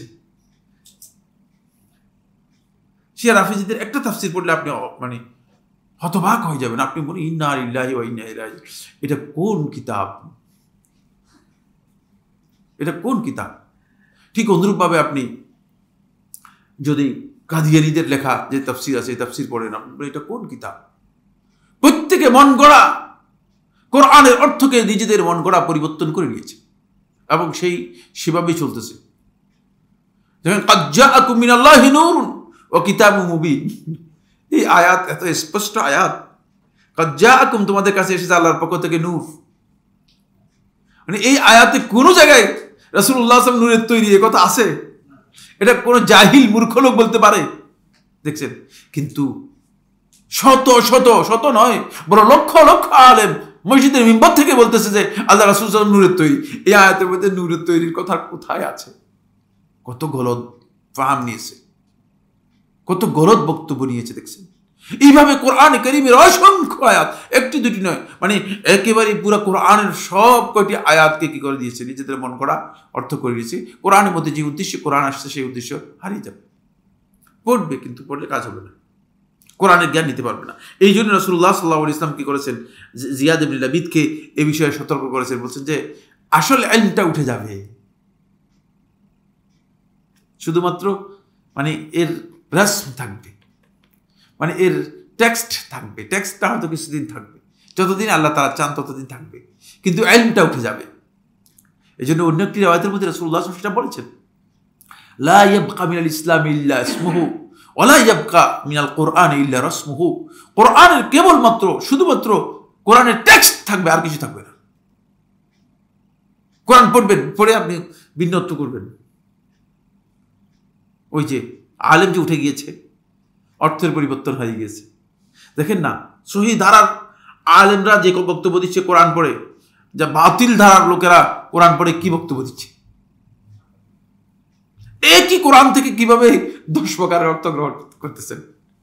কারণ হচ্ছে মঞ্জিরি সারিয়ে গেছে, মঞ্জিরি সারিয়ে গেছে আসল। ফলে আল্লাহ রাসূল সাল্লাল্লাহু আলাইহি ওয়াসাল্লাম আমাদেরকে আগে থেকে ইলমের ব্যাপারে কি করেছেন, সতর্ক করেছেন। কারণ ইলমটাকে আমাদেরকে ধারণ করতে হবে। যদি দ্বীনকে হেফাজত করতে হয়, দ্বীনকে রাখতে হয়, তাহলে ইলমটাকে আমাদেরকে কি করতে হবে, হেফাজত করতে হবে। আসুন, এরপরে আরেকটি হাদিস আব্দুল্লাহ ইবনে মাসউদ রাদিয়াল্লাহু আনহু থেকে বর্ণিত। এই হাদিসটাও খুবই গুরুত্বপূর্ণ। ইমাম দারিমি রাহমাতুল্লাহ তার সুনানের মধ্যে বর্ণনা করেছেন। তাহকিকের মধ্যে মুহাক্কিকরা বলেছেন যে এটি সনদ দিক থেকে জাইয়্যিদ। আব্দুল্লাহ ইবনে মাসউদ রাদিয়াল্লাহু আনহু থেকে আসার মাওকুফ আসার বর্ণিত হয়েছে। আব্দুল্লাহ ইবনে মাসউদ রাদিয়াল্লাহু বর্ণনা করে তিনি বলেন, লা ইয়াতি আলাইকুম জামানুন। এটা খুবই কাজে লাগবে। এটা যদিও মাওকুফ আসার, কিন্তু খুবই গুরুত্বপূর্ণ। লা ইয়াতি আলাইকুম জামানুন ইল্লা ওয়া হুয়া আশাররু মিম্মা কানা ক্বাবলাহু। তোমাদের যতই সময় আসবে, সামনে যতই তোমাদের সময় আসবে, দেখবা যে এর আগের যেই সময় ছিল, আগত যেই সময়, এই সময়টা আগের সময়ের চেয়ে খারাপ হবে, ভালো হবে না। তো ভালো যে মানে চিন্তা করতেছি, সে ভালো কোন দিকের ভালো, এখানে খুব সুন্দর কথা রয়েছে, খুব গুরুত্বপূর্ণ তথ্য রয়েছে। এগুলো মানে ওহির মাধ্যমে আল্লাহ রাসূল সাল্লাল্লাহু আলাইহি ওয়াসাল্লামের কাছ থেকে যারা জ্ঞান নিয়েছেন তাদের তথ্য। আর আমাদের তথ্য হচ্ছে যে মানে অবস্থার কি হয়ে যাবে, অবস্থা ডেভেলপ করবে। ডেভেলপ করার জায়গাটাই বুঝতে পেরেছেন, কি ডেভেলপ করবে। ডেভেলপ করতে হলে যে জিনিস দরকার সেই জিনিস নাই, ডেভেলপের জায়গা নেই। সামনে আসে, আমা ইন্নী লা আনি আমিরান খায়রাম মিন আমিরিন। এটা আব্দুল্লাহ ইবনে মাসউদ, আমা জেনে রাখো ভালো করে, ইন্নী লা আনি এর মাধ্যমে আমি উদ্দেশ্য করছি না যে আমিরান খায়রাম মিন আমির, এক আমিরের থেকে আরেক আমির আসে, ভালো আমির আসবে বা খারাপ আমির আসবে, এটা আমি বুঝাচ্ছি না। নেতৃত্বের পরিবর্তনের বিষয়ে আমি বুঝাচ্ছি না। খারাপ নেতৃত্ব আসবে এটা বুঝাচ্ছি না, ভালো নেতৃত্ব আসবে এটা বুঝাচ্ছি না। খুব ভালো করে খেয়াল করুন। ওয়ালা আমান আকসা মিন আমিন, এ কথা বলছি না যে এমন বছর আসবে যেটা খুব ভালো হবে, উর্বর হবে মানে গত বছর থেকে, এটাও আমি বুঝাচ্ছি না, এটাও আমি বুঝাচ্ছি না। ক্লিয়ার করে দিচ্ছেন যাতে করে আমরা বুঝতে পারি। ওয়ালাকিন উলামাউকুম ওয়া ফুকাহাউকুম ইয়াযহাবুন, যেটা আমি বুঝাচ্ছি সেটা হচ্ছে এই, তোমাদের আলেমরা, তোমাদের ফকিহরা, যাদের মধ্যে দ্বীনের প্রকৃত জ্ঞান আছে, তারা চলে যাবে। সুম্মা লা তাজিদুনা মিনহুম খালাফান, অতঃপর তোমরা তাদের স্থলাভিষিক্ত হওয়ার মতো কাউকে তোমরা পাবে না খুঁজে, তাদের সাবস্টিটিউট কেউ হতে পারবে না, তাদের জন্য স্থান দখল করবে, তাদের ওই স্থানে আসবে এমন কাউকে তোমরা খুঁজে পাবে না। ওয়ায়াজি কওমুন, তারপরে একদল, এমন একদল লোক আসবে, ইউফতুনা ফিল উমুরি বিরাইহিম, তারা দ্বীনের ব্যাপারে অথবা দুনিয়ার ব্যাপারে তারা তাদের রায় অনুযায়ী, মন গড়া ইচ্ছা অনুযায়ী তারা ফতোয়া দিবে। এটাই হচ্ছে তোমাদের সামনের অবস্থা, এমন হবে, পিছনের চেয়ে সামনের অবস্থা খারাপ হবে। এখান থেকে বোঝা যাচ্ছে যে মানে আব্দুল্লাহ ইবনে মাসউদ রাদিয়াল্লাহু যে কথা বলেছেন সেটা হলো দ্বীনের ব্যাপারে সময় যতই যাবে ততই খারাপের দিকে যাবে। কারণ হলো আলেমরা উঠে যাবে, ফকিরা উঠে যাবে এবং খারাপ লোকেরা এখানে স্থলাভিষিক্ত হয়ে যাবে। আর খারাপ লোক যখন স্থলাভিষিক্ত হবে অবশ্যই সে বেগাইরি ইলম, না জেনে আন্দাজের উপর ফতোয়া দিবে, আন্দাজের উপর বক্তব্য দিবে। এই বক্তব্য দেওয়ার কারণে দ্বীনের অবস্থা কি হয়ে যাবে? ক্ষতিগ্রস্ত হয়ে যাবে, দ্বীনের অবস্থা ক্ষতিগ্রস্ত হয়ে যাবে। এখানে আমাদের দলিল শেষ, দলিলের আলোচনা শেষ। এই যে কায়দা বা মূলনীতি সালাফদের আমরা আলোচনা করছি, এই মূলনীতির মধ্যে এই কথা বোঝানো হচ্ছে যে এই উম্মতের সংশোধন, পরিশুদ্ধি এবং এই উম্মতের উন্নতি এবং কল্যাণ, এটা দুইটি বিষয়ের সাথে জড়িত।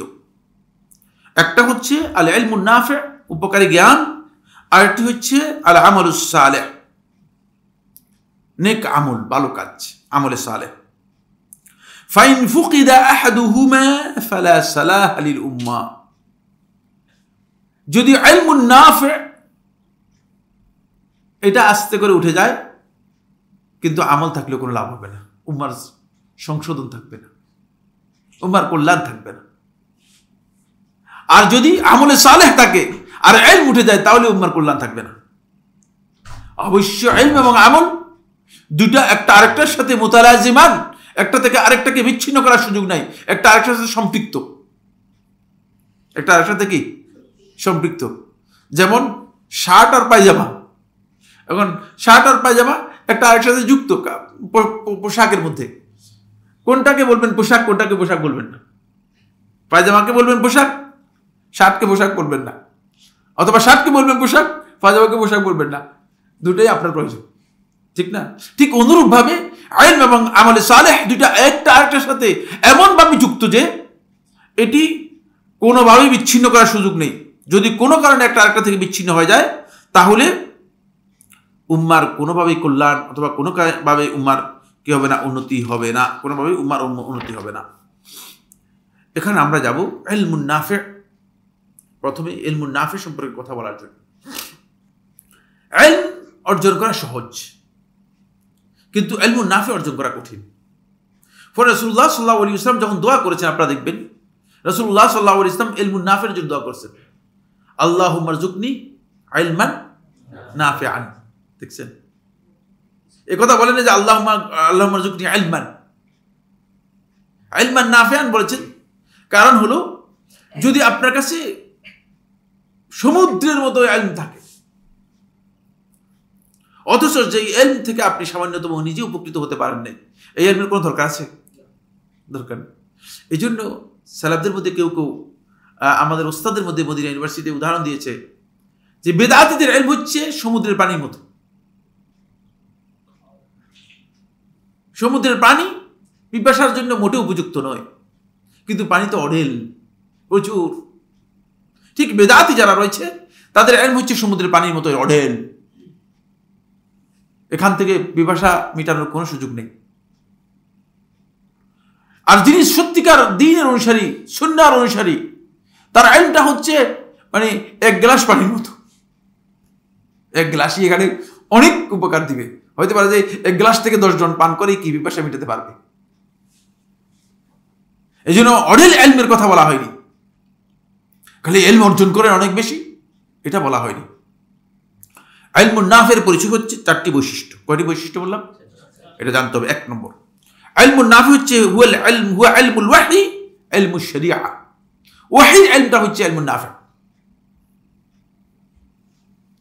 দুনিয়ার যে জ্ঞান আছে এই জ্ঞান আর ইলম এর মধ্যে পার্থক্য হচ্ছে এই জায়গায়, দুনিয়ার জ্ঞানগুলো সাময়িক পরিবর্তনশীল। কি বললাম? সাময়িক পরিবর্তনশীল। সাময়িক আপনি দেখেন না, আমার এই মোবাইল এখন 3 টাকাও বিক্রি হবে না, বলুন ভাই এটা তো বহু আগেই, কত বছর আগে শেষ হয়ে গেছে, আপনি কোত্থেকে আনছেন? কি সাময়িক, মানে এটা একটা মানে জ্বলন্ত উদাহরণ দিলাম। কারণ এগুলো এমনভাবে পরিবর্তনশীল যে একেবারে চোখের সামনেই পরিবর্তন হয়ে যাচ্ছে। এই ফ্যান এগুলো দেখবেন যে কয়দিন পরে আসবে আরেক ধরনের জিনিস, পরিবর্তনশীল। সুতরাং এই দুনিয়ার জ্ঞান যেটা আছে, এই জ্ঞান আর ইলম এক জিনিস নয়। ইলমুল ওয়াহি হচ্ছে ইলমুশ শরিয়া। শরীয়তের মধ্যে কোনো পরিবর্তন আসার কোনো সুযোগ আছে কিনা, আদৌ কোনো পরিবর্তন হবে কিনা, প্রশ্নই আসে। এই যে ইলমুশ শরিয়া, সুম্মা জাআলনাকা আলা শরিয়াতিন মিনাল আমর ফাত্তাবি'হা, শরীয়তের বিষয়টি একেবারেই সাওয়াবিত, একেবারেই প্রতিষ্ঠিত, একেবারেই নির্ধারিত, এখানে সামান্যতম পরিবর্তনের কোনো অবকাশ নেই। কিন্তু দুনিয়ার যে ইলম রয়েছে সেই ইলমগুলো পরিবর্তনশীল। দুনিয়ার ইলমের মধ্যে, দুনিয়ার ইলম কখনো উপকার দিতে পারে, কখনো উপকার নাও দিতে পারে, কখনো উপকার দিতে পারে, কখনো কি উপকার নাও দিতে পারে। যেমন আপনি যদি এখন 4-5টা মিষ্টি খান তাহলে আপনি এনার্জি পাবেন, আর আমি যদি এখন 4-5টা মিষ্টি খাই আমি এখানে পড়ে যাবো। এখানে জ্বলন্ত উদাহরণ দিচ্ছি, বুঝতে পেরেছি, একেবারে স্পষ্ট উদাহরণ। কারণ আমার ডায়াবেটিস এমন হাই হয়ে আসছে যে এর মধ্যে যদি আরো মিষ্টি 4-5টা দেন তাহলে আমি এখন এখানে পড়ে যাবো, কিন্তু আপনি এনার্জি পাবেন। কারণ আপনার ডায়াবেটিস নেই, আপনার মিষ্টি খাবেন তো না, আপনি বেশ এনার্জি পাবেন সেখান থেকে। দেখছেন দুনিয়ার জ্ঞানের অবস্থা, দেখছেন কখনো উপকারী হয়, কখনো উপকারী হয় না। সবার জন্য একই স্টাইল না, সবার জন্য এক ধরনের না। মানে দা দিয়ে আপনি মানুষ কেটেও ফেলতে পারেন, আবার দা দিয়ে কাজেও লাগাতে পারেন, এক ধরনের নয়। কিন্তু ইলম শরিয়া সর্বাবস্থায় উপকারী। ইলম শরিয়ার মধ্যে উপকার হবে না এমন কিছুই নেই। যদি কেউ বুঝে তাহলে ভালো, বুঝতে পেরেছে। আর যদি কেউ না বুঝে, তিনি বুঝতে পারেন নাই, জ্ঞান অর্জন করতে পারেন নাই। এত উপকারী ইলম শরিয়া। এর প্রত্যেকটা বিধান, এর প্রত্যেকটা হুকুম মানুষের জন্য একেবারেই উপকারী। এটা হলো 1 নম্বর পয়েন্ট। 2 নম্বর পয়েন্ট হচ্ছে ইলমুন নাফি। দ্বিতীয় বৈশিষ্ট্য হলো যে ইলমের ডিমান্ড হচ্ছে আমল, সেটা হচ্ছে ইলমুন নাফি। যে ইলমের ডিমান্ড হচ্ছে বাহাদুরি করা, যে ইলমের ডিমান্ড হচ্ছে বহস করা, যে ইলমের ডিমান্ড হচ্ছে মানে সাধারণ মানুষের উপর নিজেকে বড় করে তোলা, এই ইলমুন নাফি না। একেবারে ক্লিয়ার বক্তব্য, এগুলো কোনো লুকোচুরি টুকুরি কিচ্ছু নেই, ক্লিয়ার কথা। যদি ইলম আপনাকে আমলের দিকে নিয়ে যায়, ইলম থেকে যদি আপনি আমল নিতে পারেন, তাহলে বুঝতে হবে যে ইলম নাফি। মানে আপনি ফজিলতের উপর বক্তব্য দিলাম, কিন্তু কোনো কাজই হলো না। আমরা সদকার উপর, দানের উপর বক্তব্য দিলাম, এরপরে যাওয়ার সময় সবার কাছে বলে যে কিছু সদকা করে যান, একজনও সদকা করে গেল না, এটা ইলমুন নাফি হয় নাই। বুঝতে পেরেছেন? কারণ ইলম এদের কাজ করে নাই। যে ইলম মানুষের ভিতরে অন্তরে গিয়ে কাজ করবে, অন্তরে গিয়ে অ্যাকশন হবে, সেটা হচ্ছে ইলমুন নাফি, যেটা ডিমান্ড হচ্ছে আমল। ফলে সলফে সালিহিনগণ ইলম অর্জন করতেন শুধুমাত্র আমলের জন্য। আল্লাহর সন্তুষ্টি এবং আমলের জন্য যদি ইলম না হয়, তাহলে এই ইলমের মধ্যে ফায়দা নেই, নাফা হয় না। ইলমুন নাফি তৃতীয় হচ্ছে ওই ইলম যে ইলমের জন্য সহি দলিল রয়েছে, বিশুদ্ধ দলিলের উপর নির্ভর হতে হবে। ভুল দলিলের উপর নির্ভর যে ইলম রয়েছে সেটা ইলম না। দঈফ, জাল, মওযু হাদিস দিয়ে যে ইলম আমরা দিচ্ছি, এগুলো ইলমুন নাফি হবে না। ফলে এই কারণেই আমাদের উলামায়ে কেরামগণ ওয়াজ করে মানুষ হিদায়াত লাভ করে না। কারণ আপনি যে মিথ্যা কথা বলতেছেন, মিথ্যা কথা তো আসলে হিদায়াত নাই, ঠিক না? আল্লাহ এবং তার রাসূলের নামে মিথ্যা বলতেছেন, এখানে হিদায়াত লাভ করবে কেউ? প্রশ্নই আসে না। হিদায়াতের জন্য শর্ত হচ্ছে অবশ্যই ইলমটা দলিল, সহিহ দলিলের উপর নির্ভরশীল হতে হবে, সহিহ দলিল থাকতে হবে। এখানে বাতিল, মওদু, মিথ্যা, ভুল দলিল দিয়ে আপনি মানুষদেরকে যদি বুঝান, তাহলে মানুষ হিদায়াত লাভ করতে পারবে। এটা 3 নম্বর। 4 নম্বর যে বৈশিষ্ট্য সেটা হলো যে ইলমের মাধ্যমে কুসিদা বিহি ওয়াজহুল্লাহ, যে ইলমের মাধ্যমে আল্লাহ তাআলার সন্তুষ্টিকে লক্ষ্য করা হয় থাকে, কেবল আল্লাহর সন্তুষ্টি, অন্য কিছুই না। সেটা হচ্ছে ইলমুন নাফি। যদি আল্লাহর সন্তুষ্টি ছাড়া কোনো ইলম অর্জন করা হয় থাকে, সে ইলমটা কোনোদিন ওই ব্যক্তিকে উপকার দেবে না। যেমন মনে করেন সার্টিফিকেট নেওয়ার জন্য আমাদের মাদ্রাসাগুলোতে এখন, আগে একটা ছিলই না, বুঝতে পেরেছি। আমরা যখন পড়ছি মাদ্রাসায়, তখন সার্টিফিকেটওয়ালা মাদ্রাসায় বসছি, কিন্তু মানে একবারের জন্য আমরা জিজ্ঞেস করি না যে এই সার্টিফিকেট দিয়ে হবে কি। বরং আপনি আশ্চর্য হবেন, আমি মদিনা থেকে এসেছি, তখন আমি মদিনা ইউনিভার্সিটি পড়ি। তো মদিনা থেকে আসার পরে আমাদের ফেনী আলী মাদ্রাসা এক বড় মুহাদ্দিস, নাম বলে চিনে যাবেন এই জন্য বলছি না, একজন বললো যে ফেনী আলীতে গিয়েছি, তো একজন বললো যে মুহাদ্দিস সাহেবের সালাম দিয়ে যান, একটু পরিচয় হয়ে যান আমার। তো আমি বলি ঠিক আছে যাই। তো মুহাদ্দিস সাহেবের সাথে পরিচয় হওয়ার জন্য গেলাম, সালাম দিলাম। মদিনার নাম শোনার পরে মুহাদ্দিস একটু মানে মুহাদ্দিসের মানে একটা আমার প্রতি একটা অনীহা বা অনিচ্ছা, মানে কেমন একটা অবস্থা তৈরি হলো যে মদিনা ইউনিভার্সিটিতে পড়ে। আমাকে জিজ্ঞেস করলো যে তো আপনারা আসলে কি করবেন, আপনার কোনো চাকরি হবে কিনা। না, আমার জিজ্ঞেস করতেছে মুহাদ্দিস, চিন্তা করবেন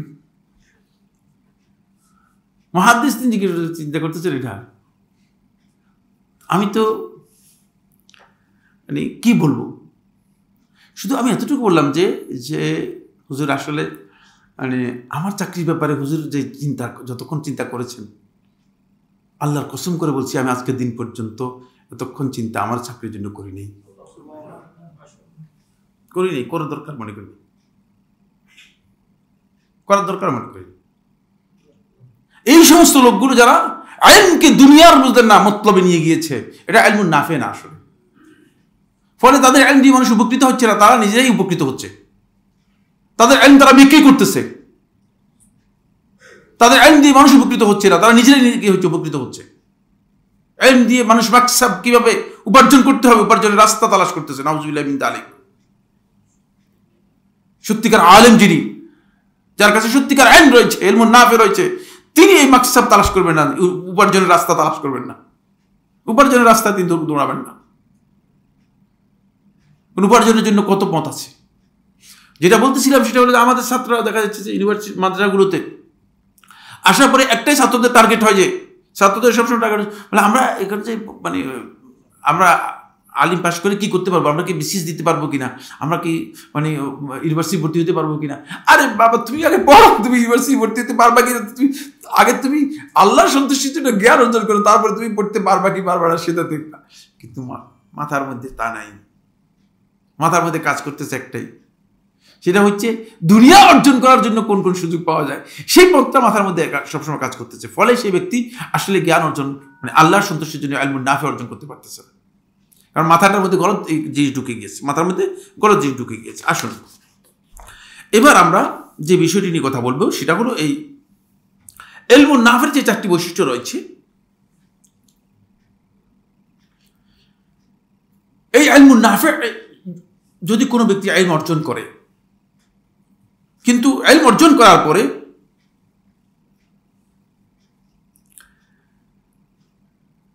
সেই ইলম অনুযায়ী আমল না করে, আল ইলমু বিলা আমল যদি হয়, তাহলে সেই ব্যক্তির ইলম থেকে সে নিজে উপকৃত হতে পারেনি, অন্য কেউ কোনোদিন উপকার করতে পারবে না। আর নিঃসন্দেহে সে তার মানে ইলমটা যদি সত্যিকার আল্লাহর জন্য অর্জন করে থাকে, তাহলে ইলমের দাবি হচ্ছে সে ব্যক্তি ইলম অনুযায়ী আমল করবে। কিন্তু যদি ইলমটা আল্লাহর জন্য অর্জন না করে, তাহলে সেই ব্যক্তি ইলমের দাবি অনুযায়ী আমল করতে পারবে না। এই ক্ষেত্রে ইলমের ব্যাপারে মানুষদের অবস্থান 3 প্রকার। কয় প্রকার বললাম? 3 প্রকার। 1, মুনাফিক, যে সত্য বিরোধী ও জ্ঞান অমান্যকারী, জ্ঞান অর্জন করছে কিন্তু জ্ঞান মানে না, এই মুনাফিক। আসলে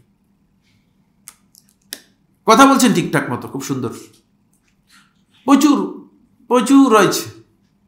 এই জন্য রাসূলুল্লাহ সাল্লাল্লাহু আলাইহি ওয়াসাল্লাম যখন সতর্ক করেছেন, রাসূলুল্লাহ সাল্লাল্লাহু আলাইহি ওয়াসাল্লাম আমি আমার উম্মতের জন্য একদল লোককে ভয় করতেছি, সেটা হচ্ছে মুনাফিকুন, মুনাফিক ব্যক্তি, যে ব্যক্তি আলিমুন নিফাক, আলিমুল লিসান, যে কথা পটু,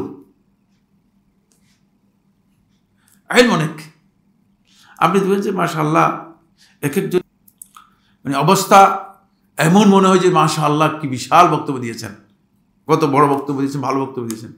কিন্তু অনেক বক্তাকে এমন দেখেছি মানে বক্তব্য দিয়ে শেষ পর্যন্ত দেখা গিয়েছে যে মানে তিনি মানে ফজরও চলে গেছে, জোহরও চলে গেছে, জোহরের পরে আবার আরেক বক্তব্যের জন্য চলে যাচ্ছেন, আসরের খবর নেই। আরও খারাপ খারাপ মানে আমার কাছে ডকুমেন্ট রয়েছে, মানে বক্তব্যকে আমি আন্দাজের উপর কথা বলি না, এটা জানেন আপনারা, ডকুমেন্ট রয়েছে। এটা কি কারণে বক্তব্য দিচ্ছে, কি কারণে মানুষদেরকে, পুরাটাই দুনিয়া, পুরাটাই মানে দুনিয়ার মতলব, এটা ইলমের কিচ্ছু না। এরা মূলত মুনাফিক, সত্য বিরোধী এবং জ্ঞান অমান্যকারী, ইলমের অমান্যকারী মূলত দ্বিতীয় নম্বর দল। দ্বিতীয় দল হচ্ছে এই ব্যক্তি হচ্ছে যে আমল করে না, ইলম আছে আমল। দ্বিতীয় দল হচ্ছে ইলম অর্জন করেছে ঠিক আছে, কিন্তু ইলম অর্জন করে ইলমের অপব্যাখ্যা করার জন্য ইলম অর্জন করেছে, ইলম অপব্যাখ্যা করার জন্য বিকৃত চিন্তা নিয়ে ইলমের কি করেছে, অর্জন করেছে। যেমন নাম ধরে বলতেছি, বেরেলভী গ্রুপ, বেদাতি গ্রুপের, কবর পূজারী গ্রুপের ইমামের নাম জানেন কিনা আপনারা কেউ? কি নাম? আহমদ রেজা খান বেরেলভী, এর বলে আলা হযরত নাউজুবিল্লাহ বিন যালিক। এই শয়তান ব্যক্তি বুঝলেন ভালো জ্ঞানের অধিকারী ছিল, ভালো জ্ঞানের অধিকারী ছিল, কোরআন হাদিসের সব কিছু পুঙ্খানুপুঙ্খ বুঝতো, কিন্তু সবগুলোর অপব্যাখ্যা নিজের মন গড়া অপব্যাখ্যা করেছে, যেখানে যে ফক্কর যে সুযোগ পাওয়া যায় সেই সুযোগ দিয়ে ব্যাখ্যা বের করে দিয়েছে। এত অপব্যাখ্যা করা বই আছে, তার তাফসিরও আছে একটা, এত অপব্যাখ্যা আর দুনিয়ার কোনো তাফসিরের মধ্যে নেই। তারপরে তার লেখা আরো অসংখ্য কিতাব রয়েছে, প্রত্যেকটি কিতাবের মধ্যে এই ধরনের অপব্যাখ্যা রয়েছে। এলমাস আর একজনের নাম বলে দিই, নাম ধরে বলে দিচ্ছি, সে হচ্ছে গোলাম আহমদ কাদিয়ানি, নাম শুনছেন কি আপনারা? মানে এ দুস্তুর মতো আরবি, উর্দু, ফার্সি, ইংরেজি এই ভাষার উপর এত দখল ছিল যে সে কথাই বলতো ইংরেজিতে। তার কাছে ওহি কিভাবে আসতো জানতেন কিনা আপনারা? ইংরেজিতে ওহি আসতো। সে সমস্ত নবীদের ডিজাইনকে চেঞ্জ করে তার নতুন ডিজাইন আবিষ্কার করেছে, বলছে যে আমার কাছে ওহি আসে ইংরেজিতে। তার কারণ হচ্ছে তার নবুয়ত দিয়েছে কারা? ইংরেজরা। ফলে তার বাংলায় অথবা উর্দুতে অথবা পাঞ্জাবের ভাষায় কি আসে না, ওহি আসে না, তার ওহি আসে ইংরেজিতে। তো এই ব্যক্তি কোরআন হাদিসের আরবির সবকিছু, আরবিতে তার লেখা বই আছে, ইংরেজিতে তার লেখা বই আছে, উর্দুতে তার লেখা বই আছে। চিন্তা করেন, এরা ইহুদিদের মতো, ইহুদি আলেমদের মতো। এদেরকে আদাল্লাহুমুল্লাহ ইলম, আল্লাহ রাব্বুল আলামিন এদেরকে বিভ্রান্ত করেছেন, পথভ্রষ্ট করেছেন ইলমের উপর। ইলম আছে কিন্তু ইলম তারপর পথভ্রষ্ট হয়েছে, যেহেতু ইলমকে অপব্যাখ্যাকারী। বিদআতীদের অনুসারী এরা আহলুল বিদআ। এদের উদাহরণ সম্পর্কে শেখুল ইসলাম ইবনে তাইমিয়া রাহমাতুল্লাহ আলাইহি ইক্তিদাউস সিরাতুল মুস্তাকিমের মধ্যে বলেন যে এই উম্মতের মধ্যে যারা কোরআন হাদিস জানার পরে, কোরআন হাদিসের জ্ঞান অর্জন করার পরে কোরআন হাদিসের অপব্যাখ্যা করবে, কোরআন হাদিসের এই ধরনের মন গড়া ব্যাখ্যা করবে, তারা হচ্ছে ইহুদি আলেমদের অনুচর, তাদেরই এক্সটেনশন। মানে তারা বৈশিষ্ট্যগত দিক থেকে ইহুদি আলেমদের মতো, ইহুদি আলেমদের মতো। সময় কি হয়ে গেছে? 2 মিনিট আছে না? তাহলে আমরা এখানে শেষ করতে পারিনি।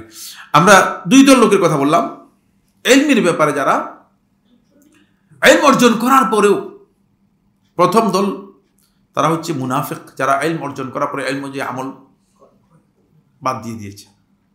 দ্বিতীয় দল হচ্ছে যারা ইলম অর্জন করেছে কিন্তু ইলমের অপব্যাখ্যা করেছে। তৃতীয় দল হচ্ছে যারা ইলম অর্জন করেছে মূলত সুনির্দিষ্ট কোনো আকীদা অথবা সুনির্দিষ্ট কোনো মানে বিশ্বাসকে কি করার জন্য, বিশ্বাসকে প্রতিষ্ঠা করার জন্য, কোনো নির্দিষ্ট টার্গেট, ফিকির, চিন্তাকে প্রতিষ্ঠা করার জন্য। এই উম্মতের মধ্যে এই তৃতীয় দল সবচেয়ে ভয়ঙ্কর। এরা হচ্ছে একদিক থেকে ইলমের অপব্যাখ্যাকারী, আরেক দিক থেকে হচ্ছে মূলত ইলমকে পরিবর্তন করে নিজেদের মন গড়া চিন্তার দিকে কি করেছে, নিয়ে গিয়েছে। ঘাড় বেনকে কোরআন এবং হাদিসের দলিলকে অথবা ইলমকে নিজেদের মন গড়া দলিল দিকে নিয়ে গেছে। এই তিনজন লোক, তাদের ইলম আছে কিন্তু এরা ইলম থেকে পথভ্রষ্ট। এদের ইলমুন নাফে না, কারণ এরা মানুষের কল্যাণের জন্য বা নিজের কল্যাণের জন্য ইলম অর্জন করে নাই। এরা ইলম অর্জন করেছে, যেমন আমি মনে করেন আমাকে একটা এজেন্ডা দিয়েছে। যেমন বাংলাদেশে অল্প কিছুদিন আগে একজন খুব প্রসিদ্ধ লোক, ঢাকা ইউনিভার্সিটির প্রফেসর, আপনারা দেখছেন কিনা, তার বক্তব্য শুনে আমি হয়ে গেলাম। আমার কাছে এখানে আছে, আমাদের সাথে ইসলামিক টিভিতে প্রোগ্রাম করতো, নাম বললাম না, আমি নাম বলতে চাচ্ছি না। তার বক্তব্য শুনে আমি থান্ডার্ড হয়ে গেলাম যে ইন্না লিল্লাহি ওয়া ইন্না ইলাইহি রাজিউন। এ কি বলে? ইসলাম থেকে শুধুমাত্র অল্প কিছু টাকার জন্য এইভাবেই বের হয়ে যেতে হবে? নাউজুবিল্লাহ। মানে ইলমকে, দিনকে বিক্রি করে দুনিয়ার জন্য। এই ধরনের লোক প্রচুর আছে। তার একজনের জ্বলন্ত উদাহরণ হচ্ছে সে ব্যক্তি তার বক্তব্য হচ্ছে মাওলা আলী হচ্ছে আমাদের একমাত্র মাওলা। নাউজুবিল্লাহ মিন যালিক। একটা প্রোগ্রাম হয়েছে অল্প কিছুদিন আগে, আপনারা জানেন বনানীতে, এটা হচ্ছে মাওলা আলী প্রোগ্রাম। নাউজুবিল্লাহ মিন যালিক। শিয়া রাফিজিদের সবচেয়ে নিকৃষ্টতম একটা গ্রুপ আছে, যারা পাক পাঞ্জাতন এই আকীদা পোষণ করে। আপনারা মনে হয় অনেকে জানেন। এই আকীদা যারা পোষণ করে তাকে পাক পাঞ্জাতন, ওই আকীদা একটা ফাউন্ডেশন করেছে, পাক পাঞ্জাতন ফাউন্ডেশন। এই ফাউন্ডেশনের উদ্যোগে এই প্রোগ্রামটা হয়েছে। আপনার আমার মনে হয় এতে গেলে মানে পেয়ে যাবেন বিস্তারিত। কত মানে দিনটাকে বিক্রি করেছে হয়তো সামান্য কয়েকটা টাকার জন্য। সর্বোচ্চ হয়তো 2 লাখ টাকা দিয়েছে, তবে 3 লাখ টাকা দিয়েছে, কিন্তু জানে না চিরস্থায়ী জাহান্নামী এবং চিরস্থায়ী শিরকের মধ্যে চলে গিয়েছে, নিজের দিনকে ক্ষতি করেছে। এই জন্য যদি কোনো ব্যক্তি আসলে ইলম না বুঝে ইলম অর্জন করে থাকে, আর ইলমের উদ্দেশ্য হয় দুনিয়ার মতলব হাসিল করার জন্য, সে খুব তুচ্ছ মূল্যে ইলমকে বিক্রি করে দেবে। আল্লাহ সুবহানাহু ওয়া তাআলা আমাদের সবাইকে তৌফিক দান করুন। ইনশাআল্লাহ তাআলা আমরা বাকি আলোচনা পরবর্তী ক্লাসে এ বিষয়ে করব।